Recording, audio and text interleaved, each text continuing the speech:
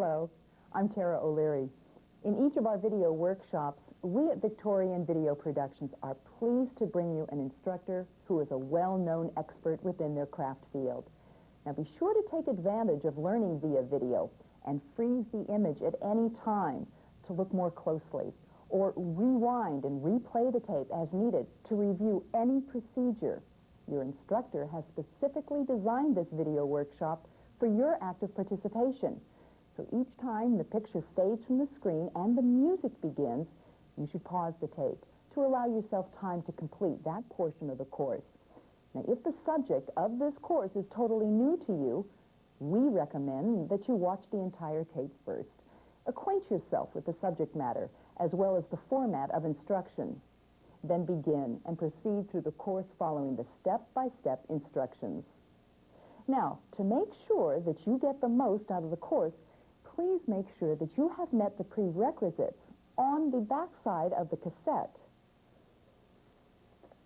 Also, please read the supplemental information. That's enclosed. Now, take a few moments. Review the information.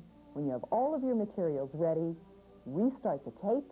Your instructor is ready and waiting for you.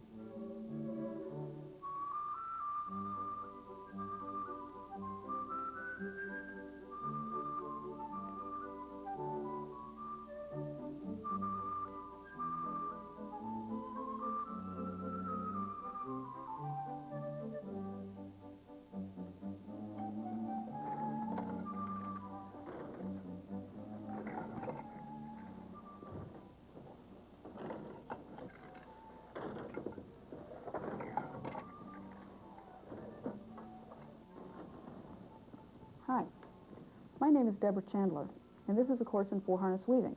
I'm really pleased to be with you today, and what I hope is that in this course we'll be able to show you the things you need to get started in your four-harness weaving career.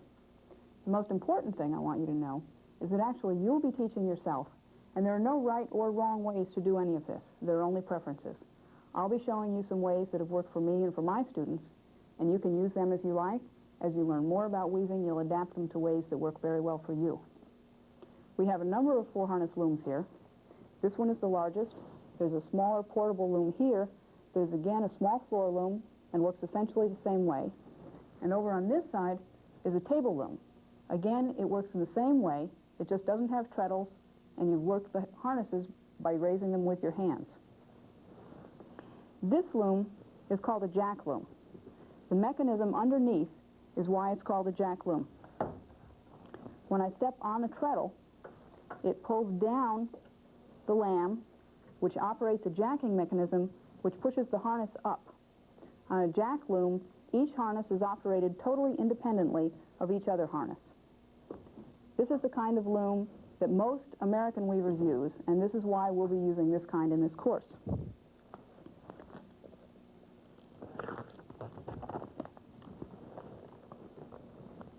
This loom right here is a counterbalance loom. And if you see here, there are rollers that are holding the harnesses up. The harnesses are attached to each other with ropes going over those rollers. Harness 1 is attached to harness 2, and harness 3 is attached to harness 4. Then both of these rollers are connected to each other over this roller. It's a very smooth, very quiet, very good mechanism for a loom. The one limitation of it is that because it works on a counterweighting system, you can only raise 2 harnesses at a time. Some of them do allow you to raise 1 harness against 3, but the basic design is intended to raise 2 against 2 all the time. For many weaves, that's fine. It does eliminate a few that want to raise only 1 harness at a time. This loom right here is a counter-march loom. If you look underneath here, what you will see is 2 different sets of lambs. The harnesses are again counterweighted, like on the counterbalance loom, but instead of being counterweighted against each other, they're counterweighted against the lambs and the weight of the treadles. And what that means is that, again, you can operate each harness independently of each other. When you are tying the treadles up so that you can raise the harnesses for the pattern, you actually have 2 sets of lambs to tie up. You've got the uppers and the lowers. None of that is anything you need to know unless you do have a countermarch loom, which will work fine for this course. If you do, refer to your owner's manual, and that will explain the whole mechanism to you.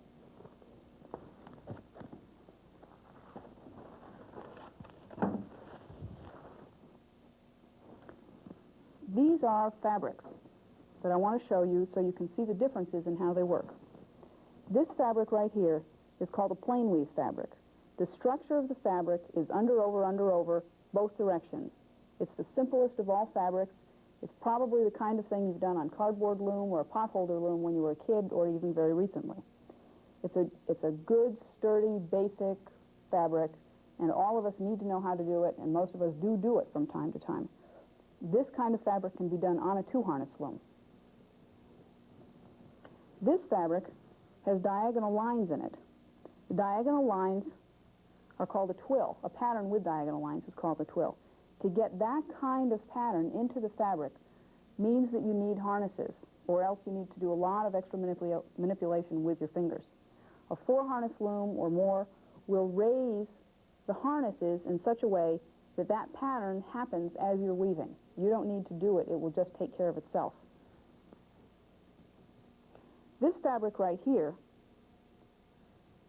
has stripes of plain weave and twill alternating. As you can see, the edges are pretty wobbly. They're wider in some places and narrower in other places. That's one of the things that happens when you are alternating fabric, when you're changing the pattern within one fabric. For your first project, what I'd like you to do is something that looks approximately like this. Now, I've given a great deal of thought to this, thinking both about wanting to inspire you and at the same time about you needing to learn how the loom works. My primary concern in the beginning is that you learn the mechanism of the loom, that you learn how the thing works, and that you don't get totally wrapped up in, is your first piece going to be the most beautiful thing you've ever woven? And while it will be very nice, what I'm mostly interested in is that you learn the mechanics of the loom, that you become comfortable with this tool and what it can do. And so what I'm going to have you do is this sampler that has some plain weave, some twill, and a whole assortment of other weaves, so that you can find out how those things work. I'm mostly concerned that you have a good time and a lot of fun, and that you learn what the loom is doing, and what the piece looks like is of secondary importance. The purpose of this piece is to teach you something, so no matter what happens, it will be a success. So let's go take a look at the loom that we'll be using for the course. These are two of the many, many looms that are available. There are over 25 loom manufacturers in the United States now, all putting out good looms, easy for you to use. What I want to do first is go through the warping process. I want to first tell you how it works, and then we'll go through it step by step. After we measure the warp on the warping board, we will then bring it over to the loom. It'll go through the reed, through the heddles, then it'll come back here, and it'll be tied on to this back apron rod. After it's been tied on, we will crank it around and around like this until the whole length of warp is around the back beam, except for a very short distance that will be left up here. With only a little bit left up here, we'll then pull up the front apron rod, tie the warp onto the apron rod, adjust the tension, and we'll be ready to weave. And that's it. It's real simple. So what we're going to do now is go to the warping board and measure the warp. What I want is for your warp to be 10 inches wide and 2 yards long. We have chosen to have your warp set at 12 ends per inch because most looms these days come with 12-dent reeds. So to have 10 inches wide at 12 threads per inch means you need 120 threads altogether. This warping board is a yard wide from side to side. I'm going to go across, that's 1 yard, and since I want a 2-yard warp, I'm going to come all the way back to here. That'll give me one piece 2 yards long. I'm going to go back, and that gives me 2 pieces 2 yards long. I'm going to continue measuring the whole piece, the whole thing like this, until I have 120 threads altogether. As you can see, up at this end, I'm putting in a figure 8 between the last 2 pegs. This figure 8 is called a cross. And right here, there's an X created by doing a figure 8 around these pegs. The purpose of that is that when I take the warp off of the board and go through the reed, I will take the threads off in the same order I'll take them off the stack in the same order that they went on. So I'll take this one, and then this one, and then this one, and then this one. And as I'm going through the reed, I'll put them in that same order. What that does is prevent a lot of tangles that might happen if I didn't do that. I don't have to use a cross. People weave without crosses. It's just a nice means to prevent some time struggles later on.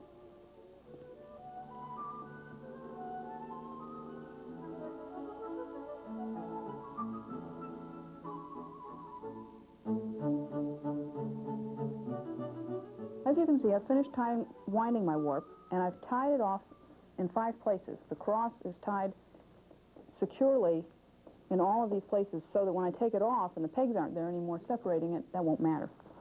I'm going to lift this end off carefully, and I'll tie the whole thing in a knot. And I'm not going to tie that tightly because I'll untie it later and then lift it off.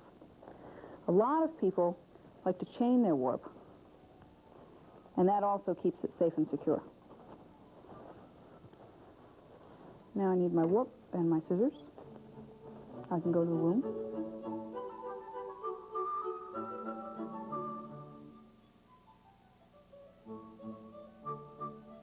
I have my scissors. I have my sleigh hook. I have a yardstick where I can reach it. If I have more than one reed, I make sure I have the right reed in the beater. And this is a 12, so I'm all set. So I'm ready to go. Now, what I want to do, get this out of the way. On this loom, there's a pin that holds the beater upright. Okay, I need the beater to stay upright while I'm slaying it so that it doesn't flop around. If you don't have a pin in your loom, which is very likely, you can either drill one and put it in, or you can take strings and tie the beater from here to the front harness, or from here and from here to the front beam. What I want to do now is wrap the warp around the front beam. This is the front beam. This is the fabric beam. Okay, I'll refer to this as the front beam. And I want it just long enough. The cross is what's going to be going forward. I want it just long enough that it'll reach a little ways past the reed. And I want to wrap it tightly around here so that I can pull against it pretty easily. And then all my excess is out this way. In this case, it's pretty short. Sometimes it's very long, and all the extra will be hanging down there. Now, the reason that I have that cross tied in all those places, so I'm going to open this up and put it on my hand. Now, I'm right-handed, so I'll be doing this in a right-handed way. If you're left-handed, put this on your right hand. I want my smart hand available to do some other work.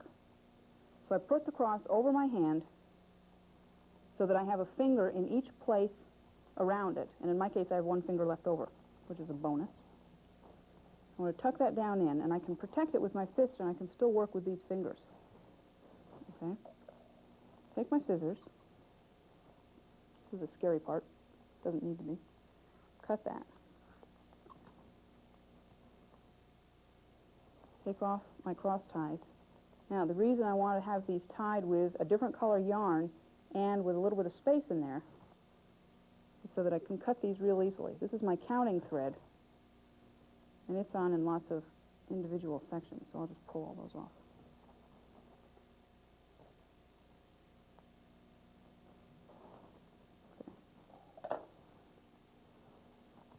Get rid of all that. Now, I've got my reed, my sleigh hook, my yarn. I'm going to lift the first thread off, and now the question is, where do I put it? That's where the yardstick comes in. This reed is 25 inches wide. Okay? My warp is going to be 10 inches wide. 10 inches from 25 inches leaves 15 inches, so I'll have 15 empty inches in the reed. I want half of that 15 inches on the right and half on the left. So that means I want 7.5 empty inches on each side. So to start, I want to come in 7.5 inches. So I'll put my yardstick there, come in 7.5 inches.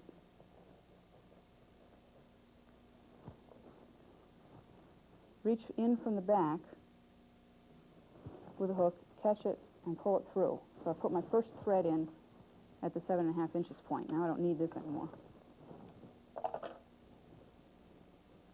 I'll lift the next thread off of the cross, feed myself a loop, catch it with a hook, and pull it through. Lift off the next one, pull it through. Lift off the next one. I'm going to take this one, and then this one, and then this one, and then that one. It's just like a stack of Lincoln logs. And what I'm doing is working my way down the pile at the X. So that one, then that one, then that one, then that one, then that one. So I'll lift that one off, feed myself a loop. I want to go one dent at a time. Now, for me, it's most comfortable to start on the right and work to the left. And that's because of how I hold my wrist. If I were left-handed, or if I know people who hold their wrist this way, and for them, it's easier to start on this side and go this way. The idea is I don't want to drag out what I've already put in. I want to be working away from the work I've done. So in my case, working like this leaves these safe. If I were over here, I'd be on top of everything all the time. But if I were holding my hand like that, it would be the other way. So whichever way is comfortable for you is the way to go.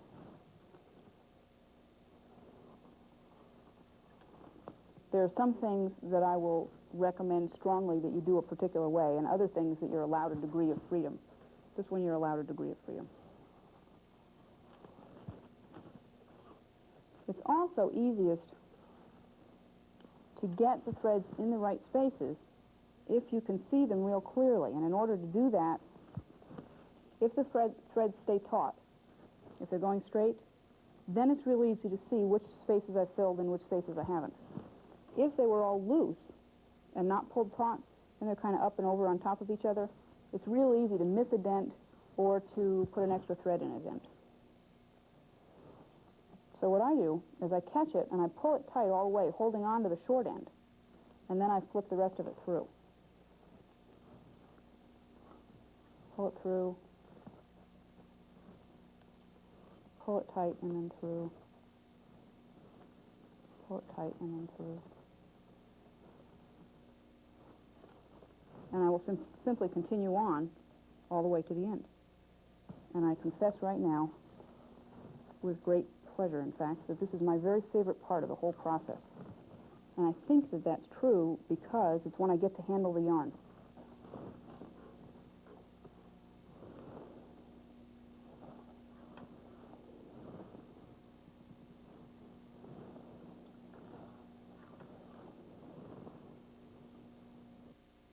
I'm just about done here.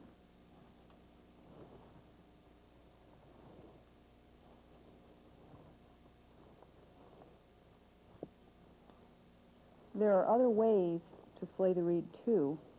So when you're reading different books or taking different courses and they show you other ways, don't get excited about whether one is right or wrong. Just look at the different methods there are and decide which one you prefer the best. Okay. Now, I've got them all in.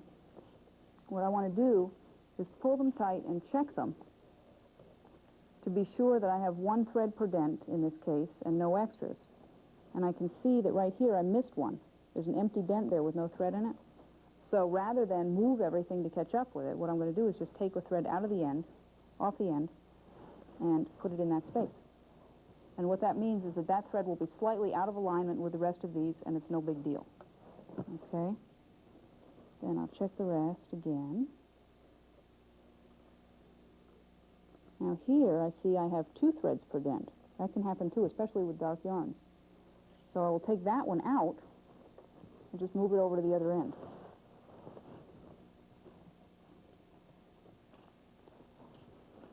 And check the rest of these.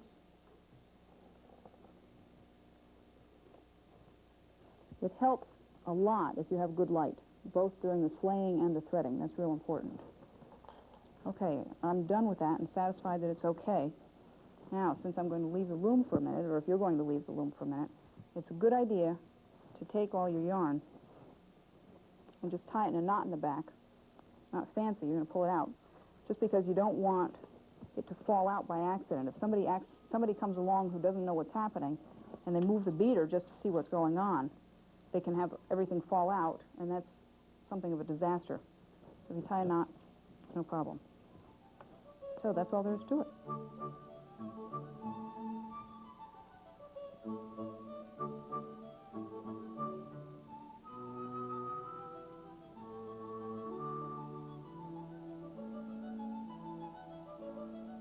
Now that the reed is all flayed, it's time to thread the heddles. We need to do a couple of things in preparation for that before we actually start threading the heddles. First, we need to loosen this up a little bit so that this will reach through, so the yarn will reach past the heddles a little ways. The other thing I want to do, and then I want to tighten it again because I want to still be able to pull against it. The other thing I want to do is take the pin out so I can tip the beater back. It's a good idea. Those are the threads that I crossed over, and they won't cause me problems later. It's a good idea to extend your warp first and then tip the beater back so that you don't pull it out of what you've already done.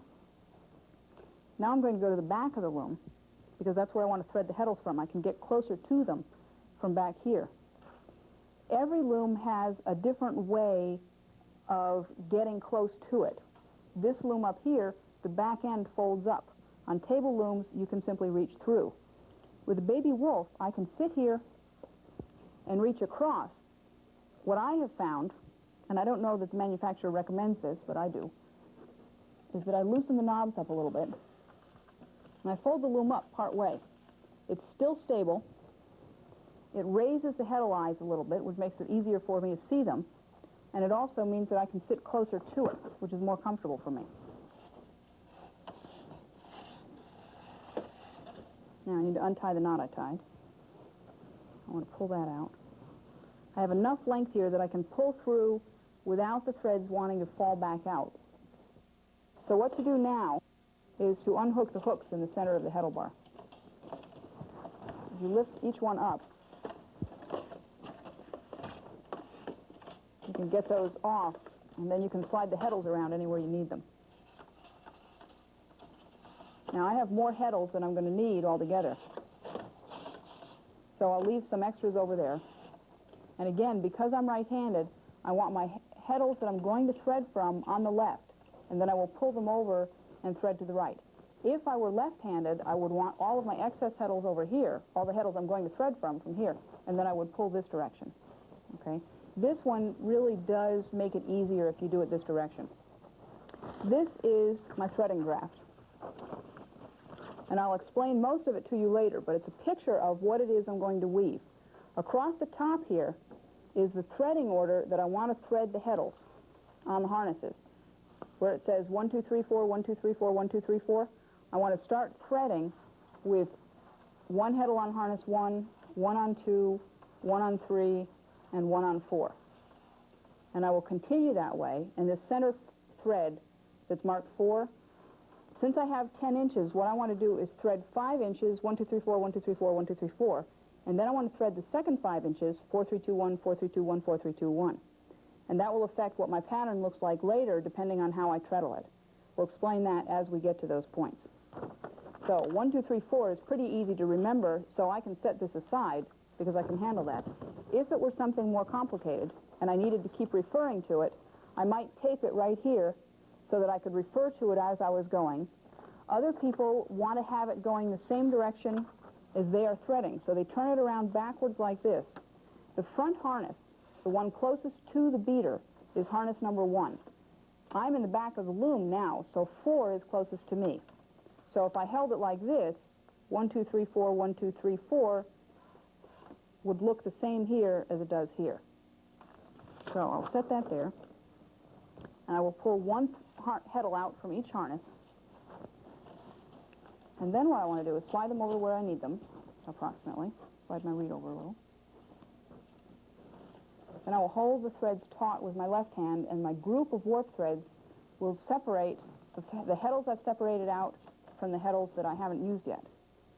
Pick off the first thread and thread it through the heddle on harness 1. Take the second thread, the one in the next dent, thread it through the heddle on harness 2. take the third one through harness 3, and the fourth one through harness 4, the heddle on harness 4. Then take out another 4,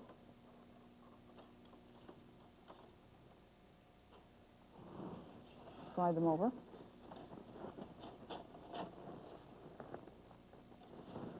take 1,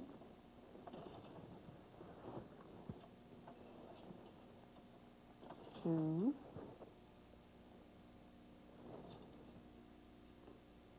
3, 4,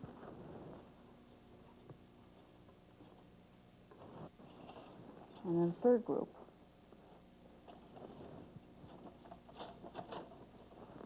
These are flat steel heddles. Some people consider them the easiest to thread because they're stiff and they hold their shape real well. They also slide back and forth across the heddle bars very easily. Heddles can also be made of wire or string. Now, I have an inch worth of threads here, an inch worth in the reed. That's 12 threads. And the fact that it's anchored around the front is going to have several advantages for me. One is that these are pretty well lined up. I'm not going to have to spend a lot of time getting them even. So I pull them out, tie an overhand knot, pull that up tight. This knot is not going to come out, so I can tie it tight. And I want to tie it as close to the end as I can, because everything that's out here is just wasted. There's no reason to have a lot of excess out there. So that's my first group. Push that out of the way. Now for my next group, I'm going to pull out the whole inch worth of heddles at one time. So I'll pull out 12 heddles, 3 from each harness, slide them over, take my group of threads. Now this time I want to show you in more detail what my hand is actually doing. If I hold these threads tight, or at least taut, it's very easy to pick off the right thread. So I pull one out, I fold it over my finger, back up with it, and then I hold this heddle still with my left hand, and I put that through the eye and catch it and pull it out. Take the second one. I've got my left hand around these heddles, and then it's holding this heddle still. If I make this loop over my finger out here, then I have room to back up. Okay, if I make the loop right here, then I don't have anything to pull. So do yourself a favor and give yourself some slack. The other thing is this becomes a very automatic process because I can pull against where it's wrapped around the front beam.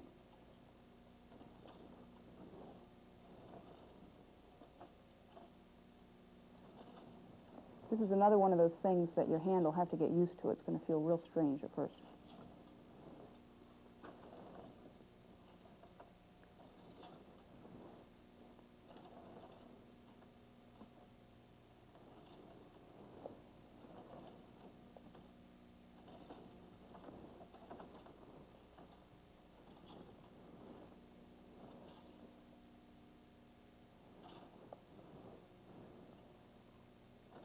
Now, the heddles are all gone. One of the other reasons, there are several reasons to tie off every inch. One of them is that then you don't have so much to deal with at one time. And a real important one is that I can now check my threading. 1, 2, 3, 4, 1, 2, 3, 4. 1, 2, 3, 4. And if there's a mistake in it, then I only have to fix a few threads. I don't have to fix all of them. If I discover mistakes after I'm already done, then it's a lot harder to go back and deal with them. It's not impossible at all, and people do it all the time, so don't get excited if you do it. But it's certainly preferable not to have that happen, even if you like the working process. Lift these out. Now, one of the things that's nice about this beater is that the reed will slide back and forth. So what I can do is slide that over for now, just to get out of the way of the heddle hooks. They're the hooks around the heddle bars. 1, 2. Now, one of the other things to be careful about is, and this is a real common thing to have happen, is there are two places you can cross threads. One is that if you take the threads in the wrong order out of the reed, they'll be crossed between the reed and the heddles, like that, and you won't be able to get a clean shed. It won't open up for the space for the shuttle when you're weaving. So you want to be very careful to take the threads in the right order. The reason I tipped the beater back is so that it's easier to reach this and easier to see which one I'm picking off. So, depending on your light source, where it is, how strong it is, sometimes it's better to have the beater back a little ways because you can get your light down in there. The other place that people get crossed threads that you want to try to avoid is that if this thread has come through, but these are short threads, what can happen is that this will fall down in and it will come out behind here. And if that happens, then the thread is crossed inside the heddle. And what happens is that when one harness tries to go up, this thread won't let it go up.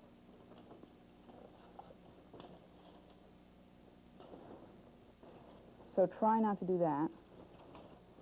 And that's another advantage of checking your threading every inch, because you can check for crossed threads.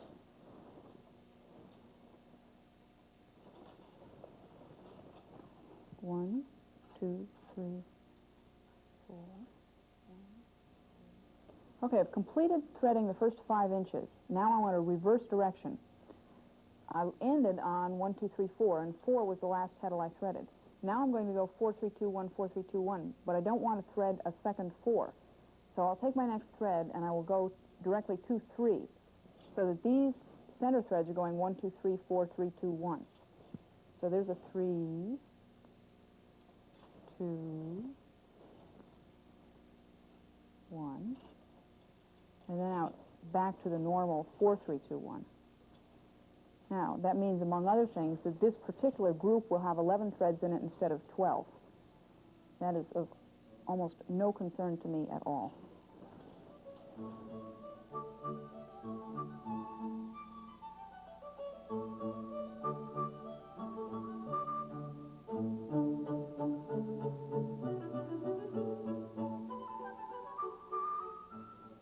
Now we want to tie the warp onto the back apron rod. So the first thing I want to do is drop the loom back into its extended position. And I need the apron rod to come up where I can tie it.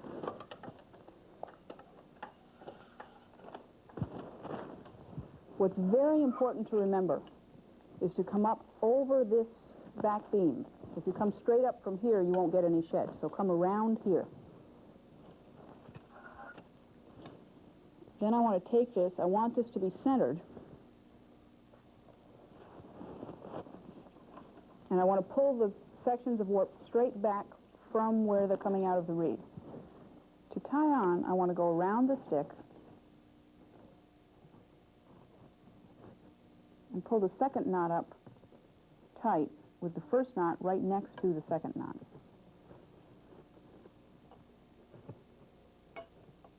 Go around the stick, go through there, pull it up tight,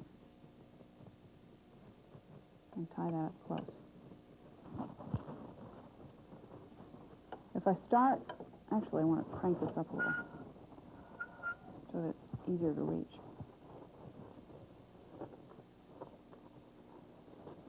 If I start at the center and work my way out, then the warp supports the stick. If I don't do that, it may pull it crooked.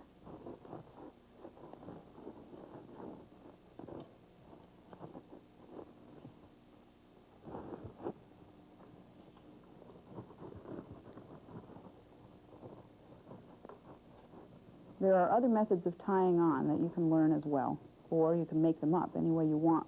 That holds is fine, as long as it's tight and secure. For this particular method, if you're working with a very small group of yarn or very fine yarn and this knot is too little, it's very small, it won't hold, and so you may need to tie a couple of groups together.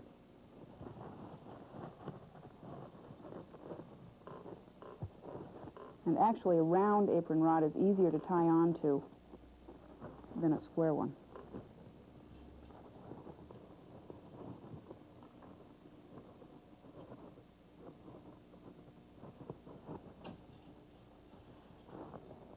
If your warp is full width and it comes all the way out to here, it's okay to tie past this last tie. That doesn't hurt anything.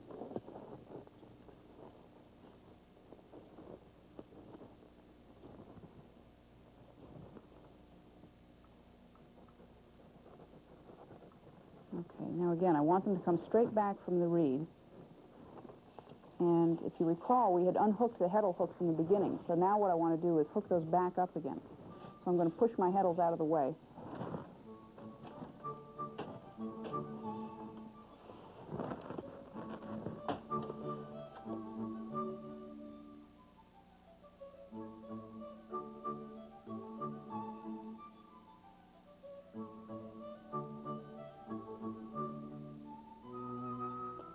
I've turned the room around so that you can see all of the parts of what I'm about to do a lot more easily.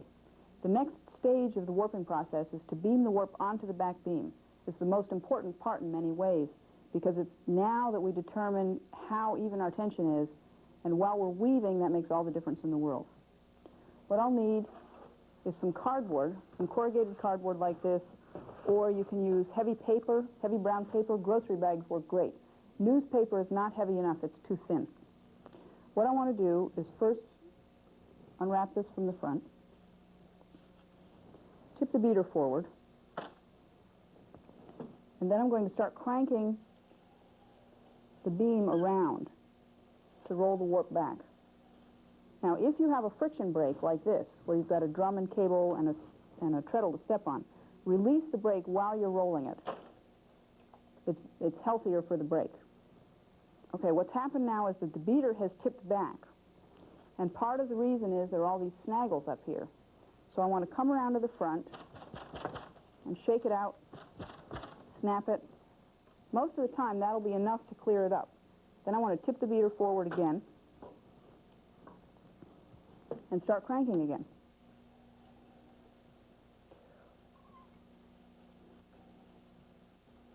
When I've gone far enough that the yarn is just about to touch the yarn, that it's gone one revolution around the beam, then it's time to insert the cardboard, or whatever. Just stick that in there. The cardboard it acts as a separator, and it's a very important piece of the whole thing. What it does is keep the layers of yarn away from each other. If it didn't do that, when I was rolling it on, some of them would sink down in and some of them wouldn't. And the result would be that the tension would not be the same on every thread. What's critical in this is that all the threads have even tension. This little twisty right here won't matter. There's not enough of a change there to make any difference. If it looks funny to you, go ahead and straighten it out. So we'll just do that. Okay. The other thing is that as it's going through and around the beam, I'm not touching it up here at all. I could come back and yank on it and pull it and tighten it and do all of those things, and a lot of weavers do.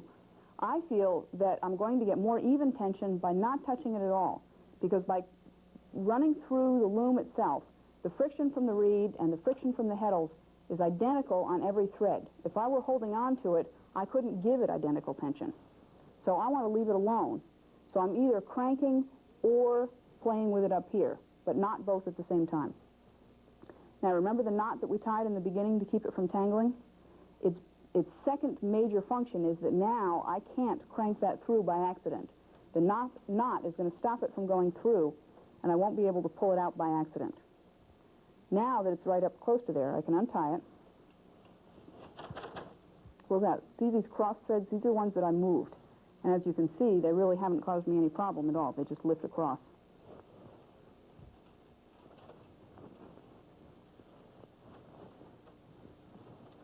Now the other thing is that as I have rolled it around, it's even, it's very loose. So I need to come up here, brace myself against the loom, and tighten the whole thing. If it were wider than I could reach, I would pull the center section and tighten that, and then tighten the rest. Now it's still even. It's all straightened out. I can comb it again with that if I want to. Now I'm going to hang on to it and crank it a little further.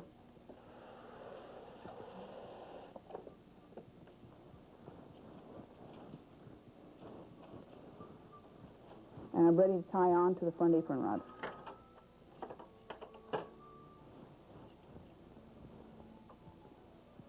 And again, I want to lift this around and up here.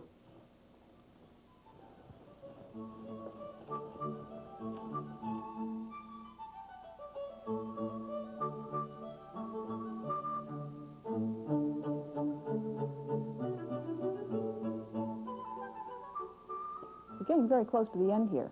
It's time now to tie the warp onto the front apron rod. Remember to pull the rod up and over the breast beam. That's very important. Again, if you come straight up from here, you won't get any shed when you're weaving. Now, we didn't cut these before.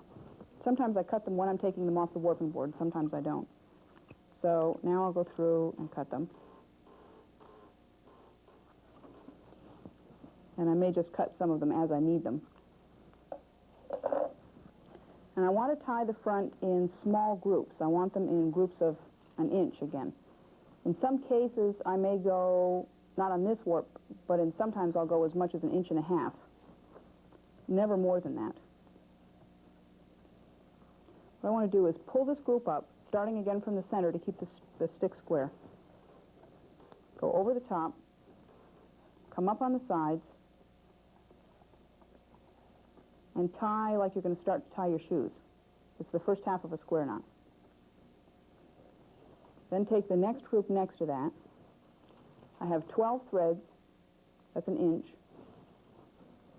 I'm going to split them in half, come over the stick, come up the sides, and tie the first half of a square knot. Then I go back to the right.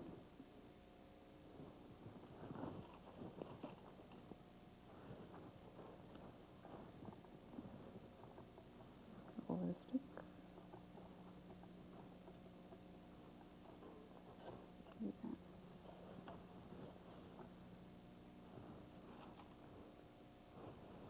Split this.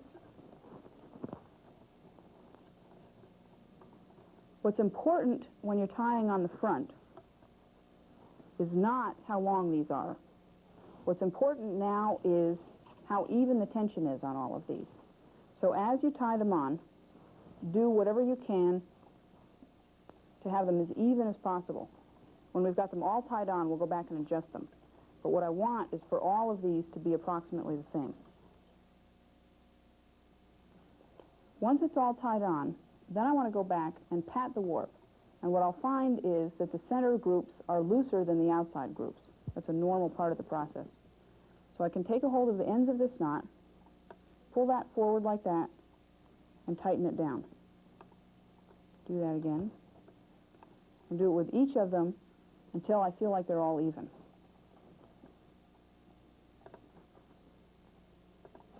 I want each group to be coming straight out from the reed, not going crooked.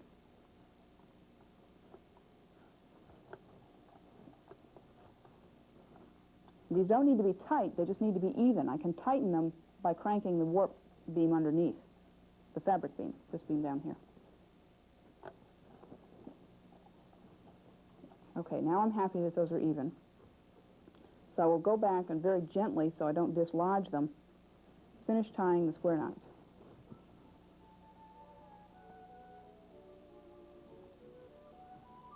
I know other people who like to tie bows here, and you can certainly do that too.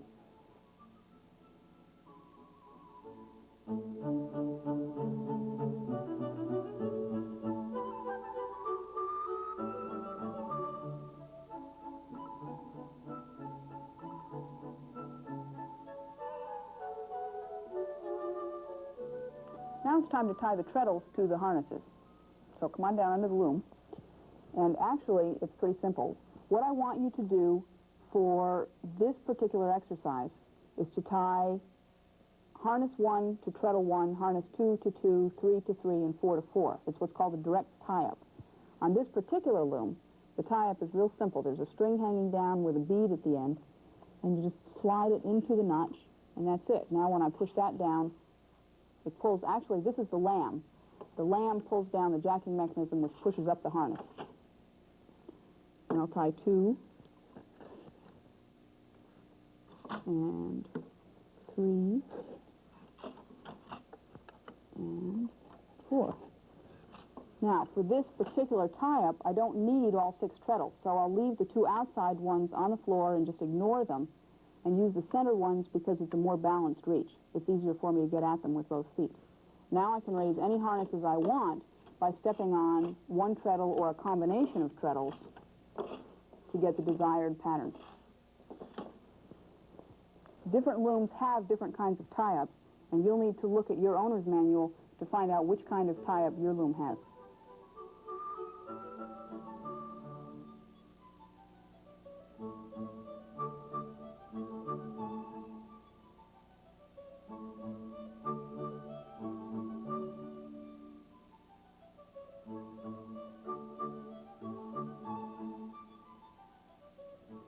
I want to show you an alternative way to warp the loom. It's called back to front, and it's one that many weavers use.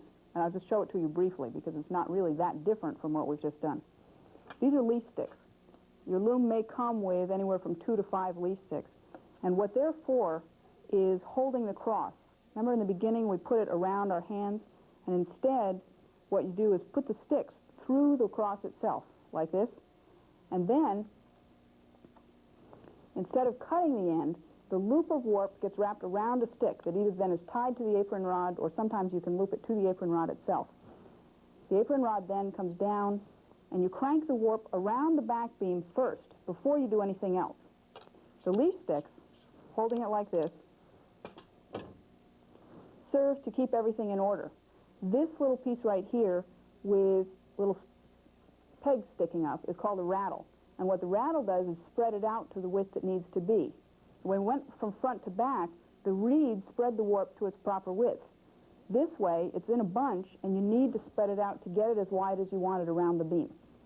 So you hook it on like that, wrap it around the beam, and then when there's only a little bit left, thread it through the heddles, lifting the threads off of the leaf sticks in order. Then when you've gone through all the heddles, you pull it through the reed and then tie onto the front. It's an equally good method. It will work for some kinds of yarns better. Lots of people prefer it. This particular unit right here, when you get your leaf sticks with a loom, they'll be loose, and you'll need to tie them on someplace. This is called a warp aid, and it's made by a company in California, and what they've done is build a mechanism that holds the leaf sticks and the rattle in place for you. It's not necessarily essential. It's a nice tool to have if you want to get it to go with your loom. They custom build them to fit each individual loom. The other thing I want to show you is the differences between a table loom and a floor loom. Either warping method you use is essentially the same as what we've just done. This is a table loom that happens to be on a floor stand. Sometimes they just come down to here and they rest on a table. These are string heddles. Not all table looms have string heddles. This one happens to, and I wanted to show them to you. The thing that's important also to remember is most table looms have a ratchet in back instead of a friction brake. And when you're cranking the warp on, listen for the clicking that you'll hear. Because if you don't hear that and you're trying to go the wrong direction, either you can't go at all, or if this is flipped off, you'll wrap your warp on the wrong way and then it won't hold tight, and it'll all come off when you don't want it to. So listen for that while you're warping. Other than that, it's exactly the same. You just don't need to tie up treadles. When you go to raise the harnesses, you pull the levers down instead of stepping on the treadles.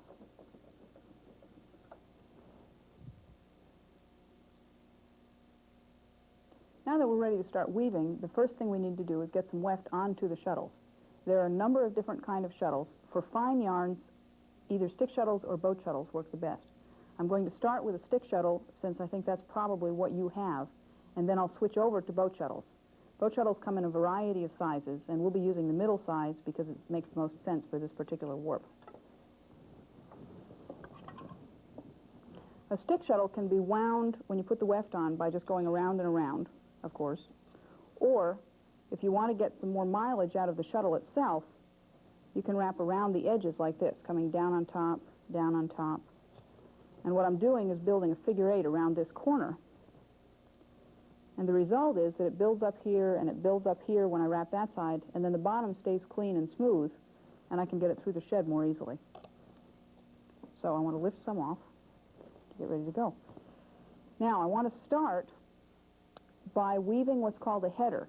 Right now, all my warp is grouped in these V's, and I need to get it spread out so that it looks like this, so that all the threads are parallel. So I want to raise harnesses 1 and 3 and put the shuttle through, and then without beating, raise harnesses 2 and 4, put the shuttle through, and then without beating again, raise 1 and 3 again,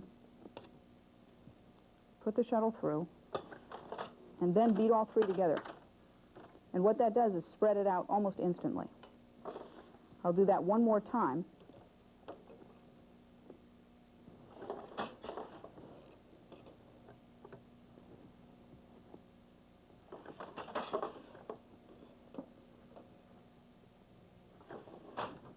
And I won't beat it all the way down to the other one. And I'm set. Now, see these wobbles and things in here? What those are is kind of a fine tune on my tension control. What that means is that those particular threads were not tied exactly the same as the others. And by the time I've done this a couple of times, I've straightened this out, and my threads are now much more even than they were. So now I can continue weaving. I want to put the shuttle through, beat, and go back again. Oops.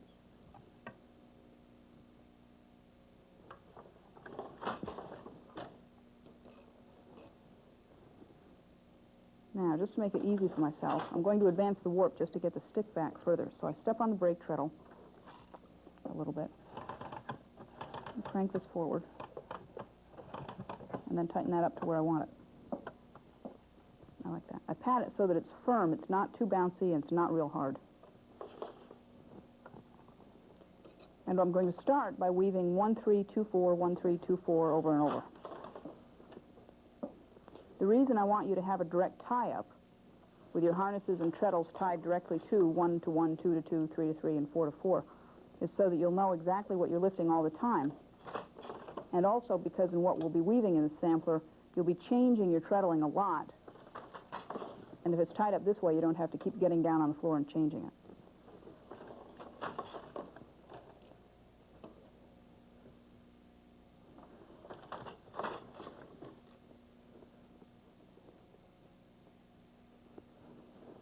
Now, the thing to note, the things that you first need to be aware of is anybody who's done any weaving on a frame or cardboard knows that what tends to happen is that your weaving gets narrower and narrower like that. And the reason that happens is that I can put this in and go straight across, and it's fine. But when right now, the threads are opened up like that. When I close the shed, and those threads are like that, the weft now isn't straight anymore. It has to go under, over, like that. And what happens is that it's going to draw some in from the sides. There's not enough length now to cover it. So instead, what I want to do is pull it up close on this edge so that edge is clean and smooth, and then leave an arc or a bubble or something, some kind of excess. Then the other thing that I do is that I beat while the shed is still open, and what that does is that whatever extra I need can draw in from this open side. So I close it, then I change to the other harnesses. Then I come back. Pull that up close. Do it like that. Beat that down. Pull that through. Like that.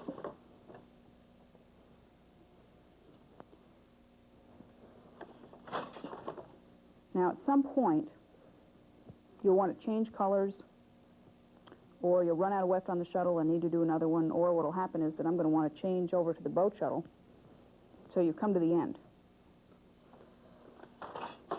And what you have to do is join the two pieces. So I can lay that in there.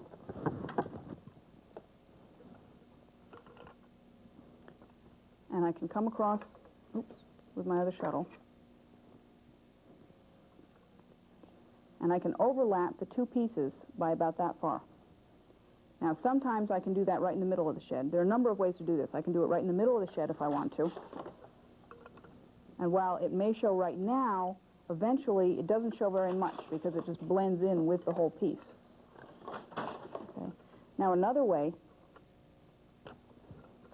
to change is to have this piece come in from this side and then start the shuttle from the other side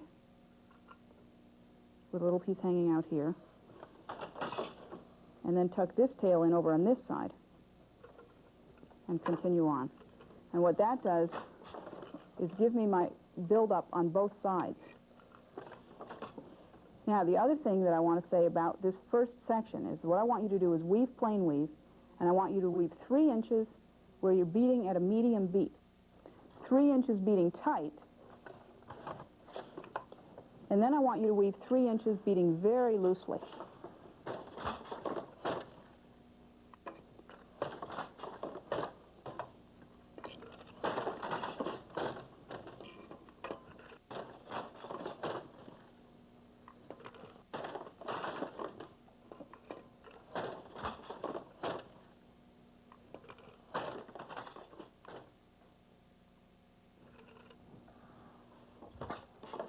And what you'll find is that beating medium, beating tight, or beating loose will feel more natural to you. It doesn't matter which one you are. What matters is that you figure out which one you are so that if you want to weave the other way, you've got some conscious control over that. If you want to weave a shawl, then clearly this is going to work better than this. If you want to weave a rug, this will be a better idea. At this point, what I want you to find out is that you have some control over the beater. It's not just the loom that's determining how hard you're beating. So what I want you to do is weave 3 inches beating medium, 3 inches beating hard, 3 inches beating loosely, and then come back and we will weave a lot of other kinds of patterns, and I'll show you how to treadle different patterns.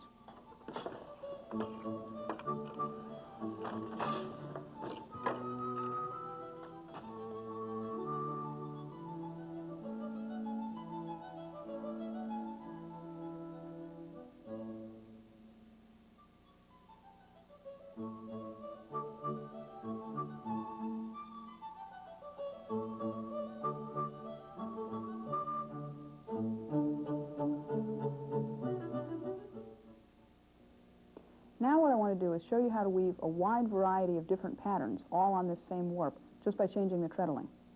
This is a draft, and it's what I want you to be following when you're weaving this. You can jump around from place to place if you want. I'll show you how to do it in order, and then you can do what you want with it. This is a piece that I already wove that does follow this draft. This is what you've done already. This is the plain weave section that's beat tight. Here it's beat looser. Here it's beat medium. This section right here is called basket weave. And it looks like this piece right here. It's a lot like plain weave, but the threads are all doubled. So what we'll do is raise 1 and 2 together, and then 1 and 2 together again. So we'll end up with 2 threads in the same shed. And then 3, 4 again, 3, 4, and 3, 4 again. So we'll get 2 threads together in the other shed. What I want to do now is show you all of these on the draft, and then I will weave a section at a time, and you can see what they look like, and I'll tell you the pitfalls of actually weaving them as I'm weaving them. You can weave them in whatever order you want. That's up to you. But I want to show them to you now in this order. The third section here is called a rib weave. And I have it drawn here twice in 2 different ways. One is with blank boxes over here, and one has an A and a B. The structure is the same. Raise harnesses 1, 2, and 3 together, and then 4 by itself. 1, 2, and 3 together, and 4 by itself. The difference between the blanks here and the A and B is color usage. Here you use the same color all the time, and here you alternate color A and color B. And this is the difference in what it looks like. This is where there's 1 color of weft the whole time, and this is where 2 colors alternate, and it ends up looking a lot more like a rib. The background color fades into the distance, and then the other color stands out. The next 3 sections here are all twills, and you can see diagonal lines here. The twill sections,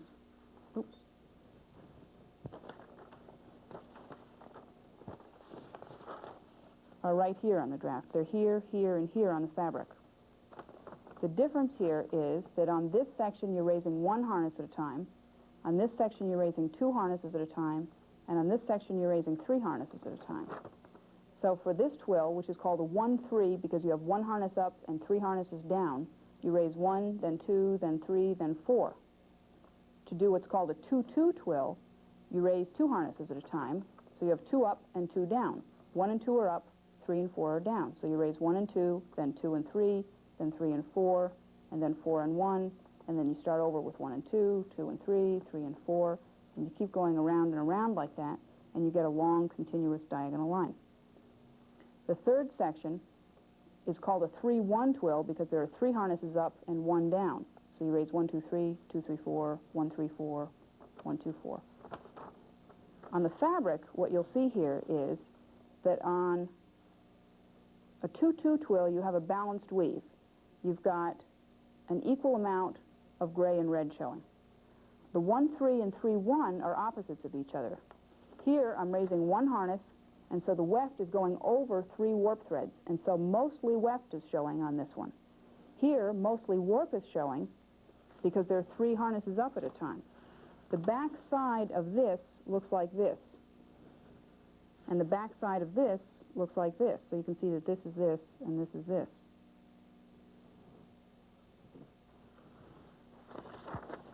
This right here is a point twill section.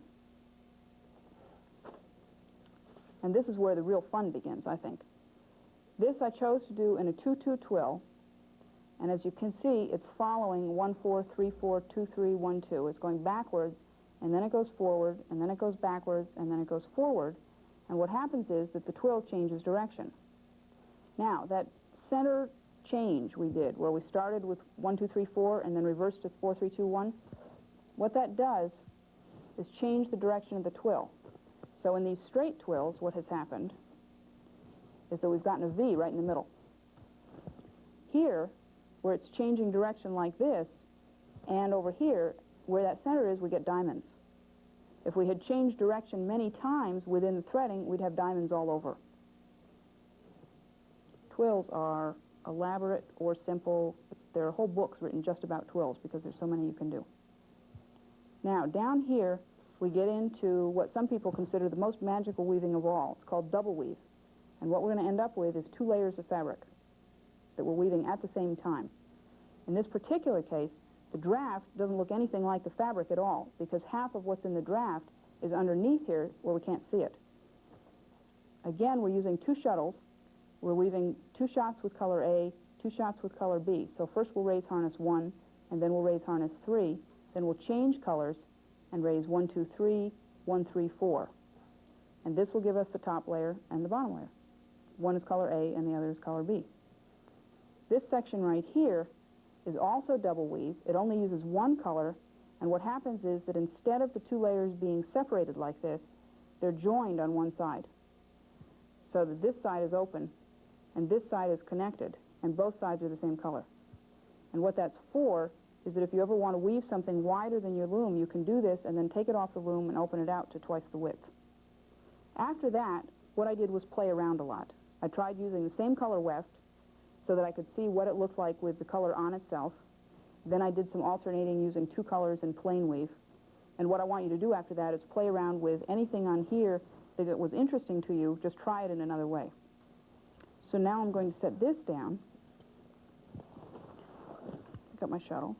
And what I want to do is show you how to weave these and what pitfalls you might come into. This section right here, the basket weave, that's what I'll show you first. Now with the basket weave, I'm going to raise 1 and 2 and go through. And then I want to come back in the same shed. And if I just came back, what would happen is the weft would pull right out. So I'm going to come through, and then I'm going to put my shuttle around the edge pair of threads here, and then come back. Then I'm going to pull the beater down, change to 3 and 4. Go through, wrap around the edge again, and come back. Step on the right ones. Go through and come back. Now, one of the things that I have decided about basket weave is if I go through and come back without beating in between and I pull that tight, what happens is that sometimes I need some more for the first shot, and so it draws in a funny way on this side. So what I do most of the time now instead is that I go through once, and then I beat, don't change the shed, and then come back. It takes a little longer, but it gives me a better selvage.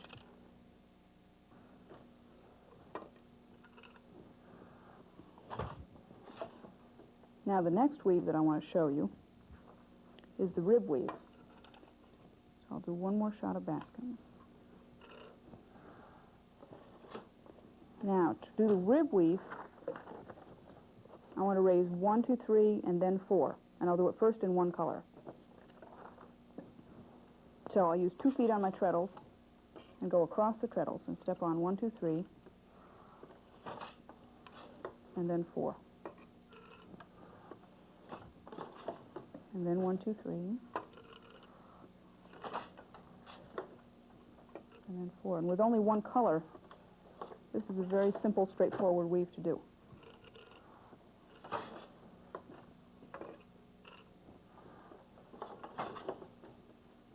When I decide to do it with 2 colors, then I need to have 2 shuttles going at the same time. And that involves an extra little manipulation that I don't need with only one.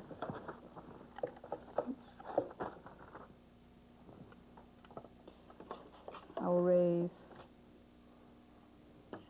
1, 2, 3, and put in color A.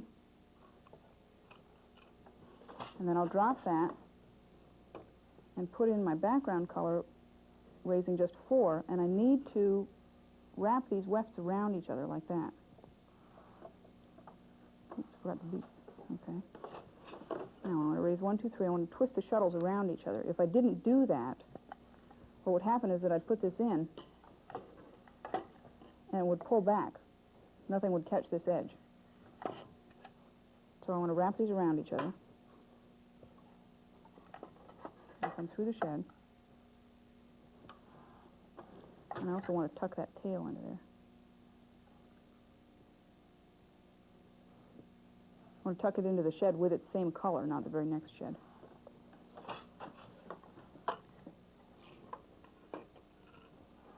And then that. And lay this on top. What happens is that these twist around each other automatically if you lay the shuttle down in the right place, so you can watch for where that is.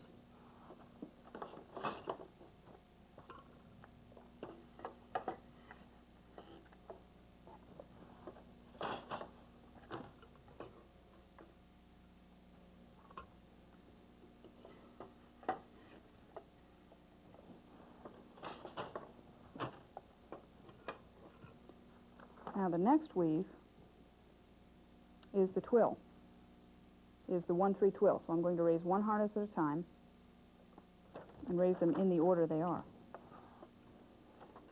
Now I'm going to raise 1 for the twill,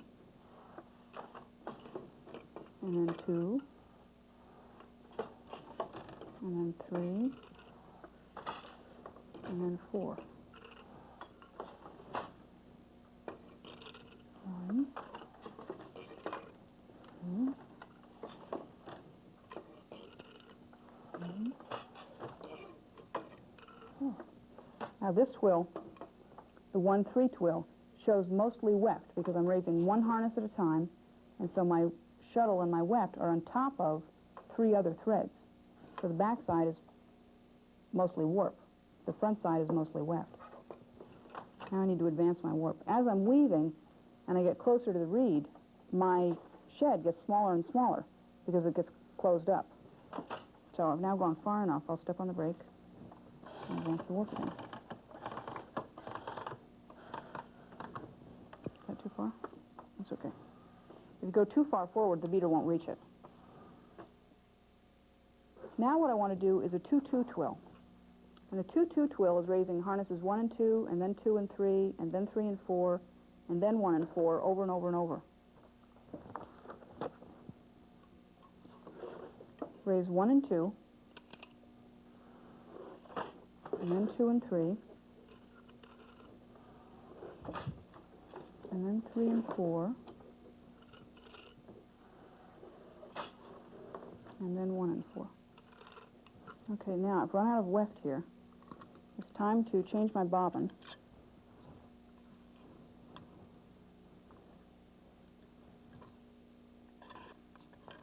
It comes off of there and it goes through this little hole and comes out because that feeds it off straight. Now I've ended on this side. What I want to do is beat that down and start on the other side. So instead of coming in from this way, I'm going to come in from this side.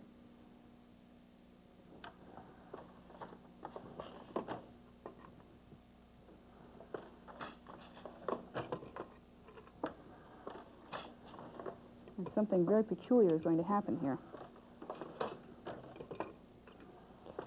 that may happen to you the first time you start weaving a 2-2 twill, so I want to show you what to do with it.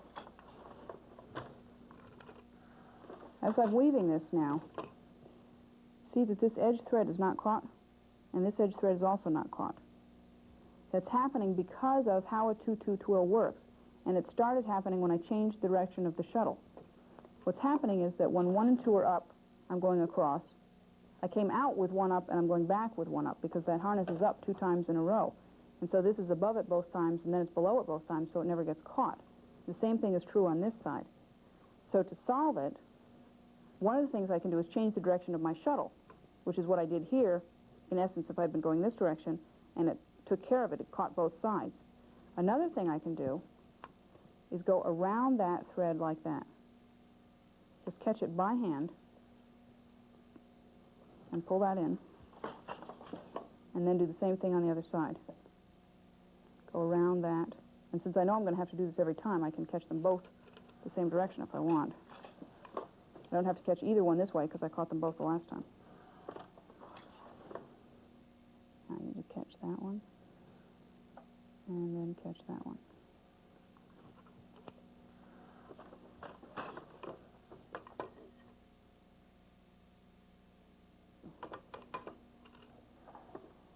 As I weave the 2-2 twill, that's a point twill that goes backwards and forwards, the trickiest part is remembering to change directions.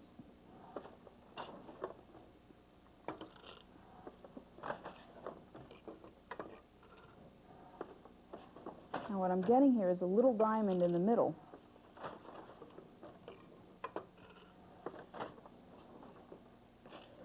And if I want bigger diamonds in the middle, what I can do is, instead of changing direction every time, instead of going 4 up and 4 back and 4 up and 4 back and 4 up, I can instead go 8 up and 8 back, 8 up and 8 back, and that'll make the diamonds bigger.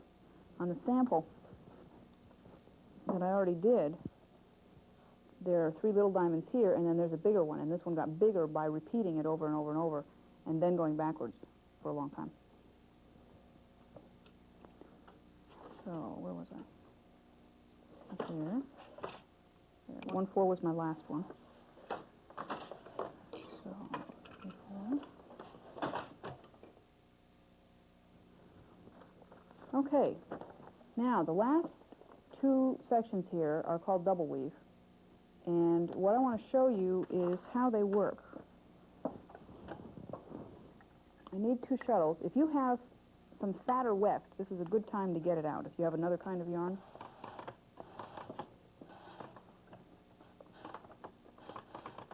Can I go too far here?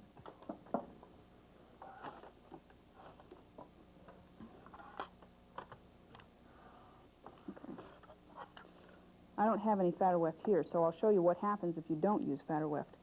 When I'm weaving a double weave, these 2 harnesses are going to weave the top layer of fabric, and the other 2 harnesses are going to weave the bottom layer of fabric. What that means is that my warp set is much looser than it was. Instead of being 12 to the inch, it's now 6 to the inch per layer.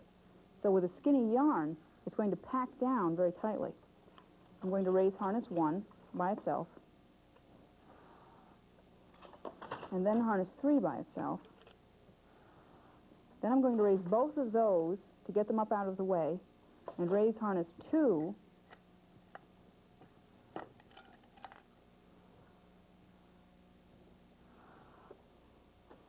and then raise harness 4.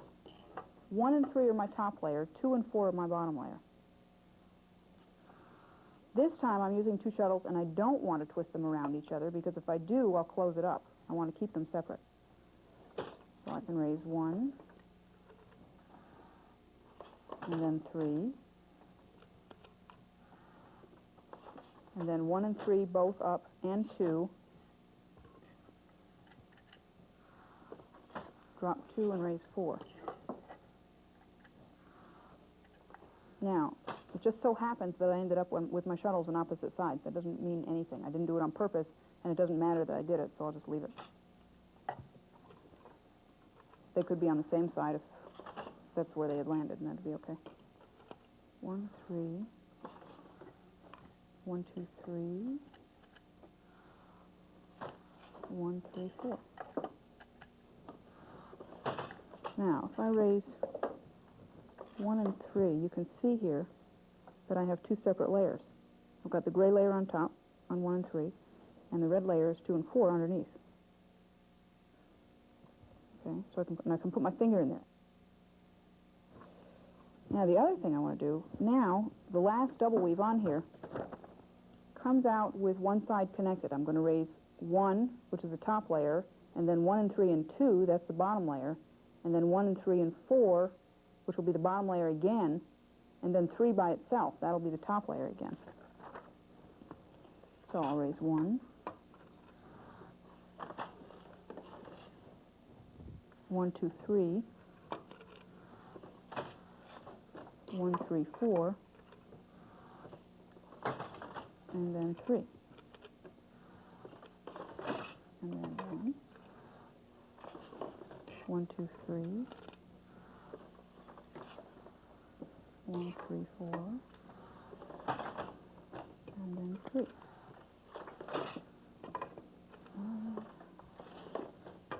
1, 2, 3, 1, 3, 4, 3. Now, this side is still open, just like it has been, but I now have gray on top and gray on the bottom. And on this side, it's connected. So my finger is coming out underneath where it was split, and here it's woven together. Now, after you've woven all these and tried them out, then what you can do is play around with anything you want. There's still enough warp on here to experiment with a number of these, to try different colors, to make different arrangements, to try mixing some of the different weaves together. Anything you can think of, you've got space to play with.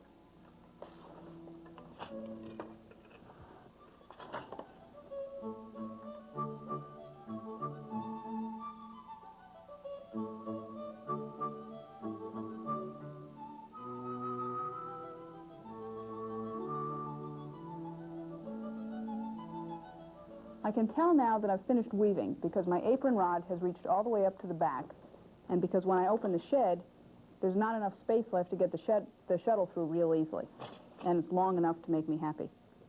So what I want to do is cut it off the loom. I've got this up as far as I can go. I'm going to cut this group and take these out, and my last weft shot I'm going to treat as if it was one of the warps. Tie an overhand knot, pull it up close. Tie an overhand knot, and pull it up. If I cut these off a group at a time, then the whole thing doesn't fall and I don't have to wrestle with it.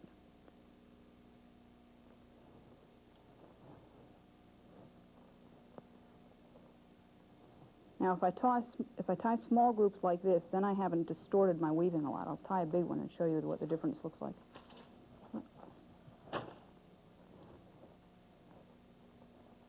I certainly wouldn't want to go any bigger than this. When I do this, it pulls these threads way over to here.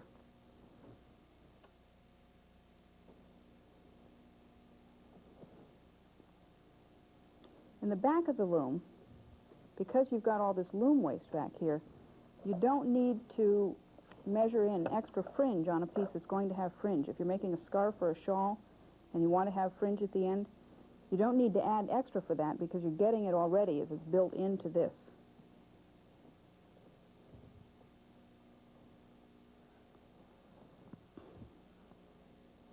And here's what it looks like with small knots and with the 2 bigger knots. Now what I want to do is release the front and pull it forward.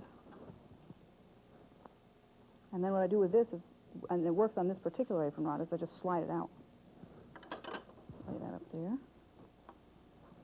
And then later what I can do is untie these knots and then retie them up close.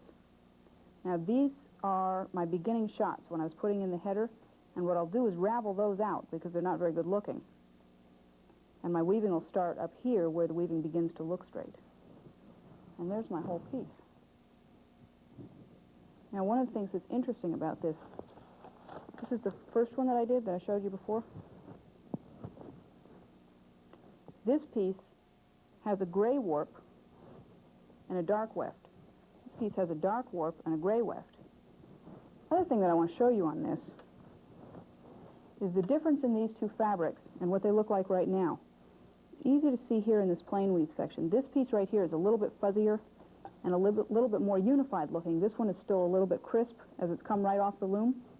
That's because this piece has been washed and this has not. It's very important to know that 99% of all weavings are not done until they've been washed. This is wool and it changes in the water somewhat.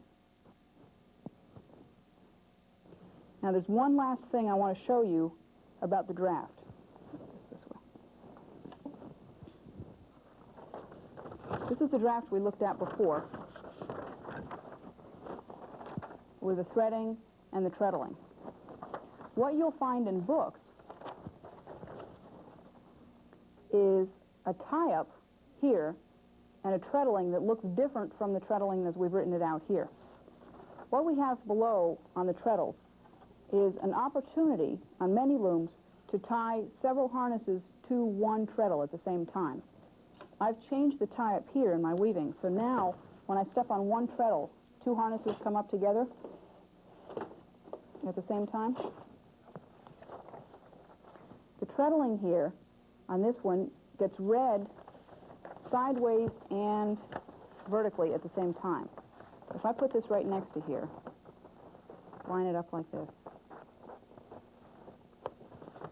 If you read across like this, these circles represent harnesses. And each column, each column is the same as if it were a treadle. So you can look at this little column right here and pretend that's a treadle. And this circle says harness 1 is tied to that treadle. And this says that harness 3 is tied to that treadle. So you tie 1 and 3 to that treadle. In this column, the circles are in the spaces for 2 and 4. So for this treadle, you would tie 2 and 4. And what happens then is that you follow down here under the treadling, and where the marks are, you step on that treadle. So this says step on the treadle with 1 and 3, then step on the treadle with 2 and 4, then 1 and 3, then 2 and 4. And that will give you plain weave. And if you look here, this says 1 and 3, 2 and 4, 1 and 3, 2 and 4. What we have drawn out here are all the rest of the treadlings. This is 1 and 2 and 3 and 4. And just like it says 1, 2, 1, 2, this says 1, 2, 1, 2. Where this says 3, 4, 3, 4, this says 3, 4, 3, 4. When you're reading in books, you'll find this kind of tie-up, or you will find tie-ups with X's in the spaces. The X's are written for looms that have harnesses that go down when you step on the treadle, counterbalance looms. Excuse me. When you find circles, those are for looms with harnesses that go up. If you have a book that has X's and you have a rising shed loom, what you do is treadle the spaces instead. What goes down is the opposite of what comes up. So when you find a draft, for instance, that has 3, 4, what you would do is treadle 1, 2, the spaces. This would have the X's in 1, 4. This would have the X's in 1, 2, and this would have the X's in 2, 3. So you can leave the treadling the same, you just reverse the tie-up and do the exact opposite of what it says. And if it has 2 spaces and 2 filled in, then you treadle those spaces. If you have just X's here, then you would treadle 3 spaces at a time. Okay? We've barely scratched the surface today. I know that you have a lot more questions, not only on the piece you just did, but on where to go from here. And I'm glad about that. There are a lot of resources out there to help you carry your weaving career further. One of them that I think you might find good if you'd like this course is a book that I wrote that starts where we started today, which is at the very beginning, and it goes through the processes from here and the next few stages beyond. It has a lot of ideas for inspiration. It's written as a home study course in lesson form. It has lessons on drafting. It has chapters on different weave structures. And at the end, there's a section on resources that will help you not only right now, but further on down in years to come. I hope that as you weave, you will find a great deal of enrichment and peace. And thank you for joining me. It's been a pleasure for me. Many of our instructors have also written books, and some teach and lecture throughout the United States and other countries. If you would like more information, we invite you to write them in care of Victorian Video Productions. We hope that this workshop has been informative and enjoyable, and that you will find time in the future maybe to take some of our other arts and crafts video workshops. Thanks for studying with us.